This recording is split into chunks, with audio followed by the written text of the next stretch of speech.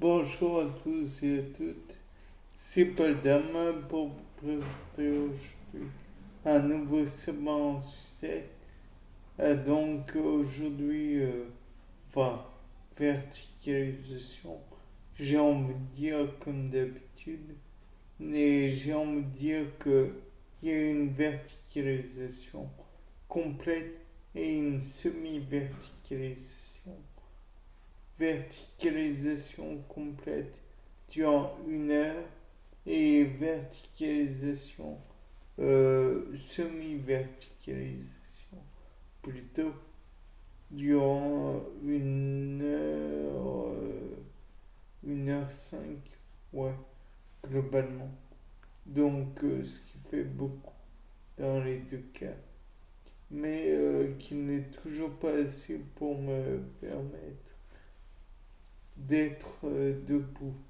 Donc, je continue tout de même les expériences, puisque rien ne m'empêche de le faire. Ça permet de continuer à essayer d'améliorer les choses tout en ne faisant pas beaucoup d'efforts.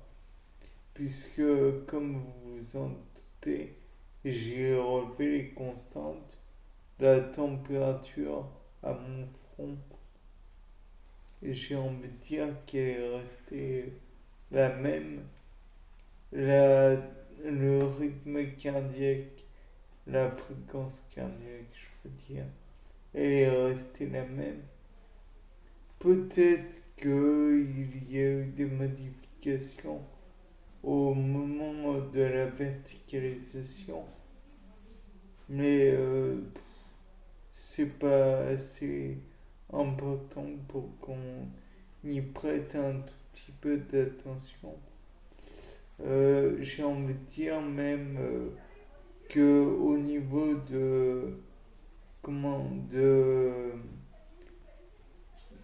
du rythme cardiaque du pouls, c'est la même chose.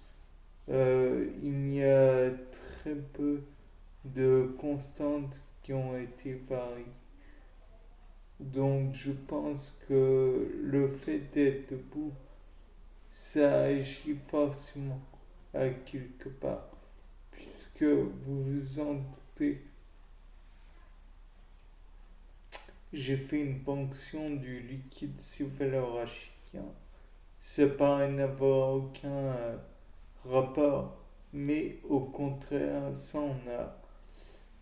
Quand je me suis mis debout la première fois après la ponction, j'ai eu tout de suite un vif mal de tête, chose qui arrive très souvent dans ce genre de circonstances, puisque le liquide céphalorachidien baigne le bulbe rachidien ainsi qu'une partie de la colonne vertébrale, si je me rappelle bien.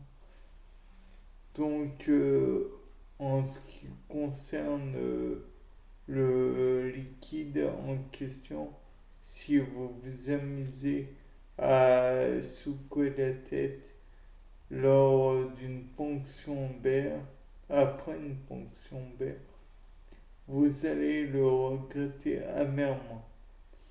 Mais remarque que quand j'y pense, quand vous faites le mouvement un peu trop vif ou en temps normal,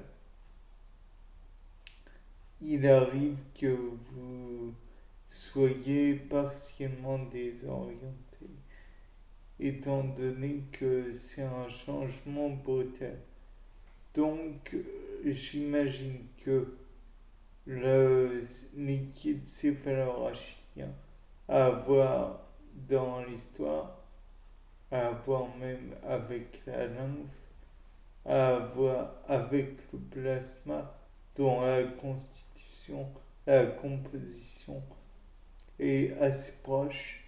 Et je pense que si l'on va encore plus loin, le liquide cérébro... 1, 2, 3. Le liquide céphalorachidien est impacté donc par la verticalisation et donc peut engendrer des modifications dues à la modification de la lymphe qui pourrait elle-même être un constituant du LCR ou impacter la composition du moins. Et donc voilà, je pense que c'est à vérifier, mais on peut s'y intéresser. Bien, c'était Paul Dame pour un nouveau sapin en sucette. Au revoir.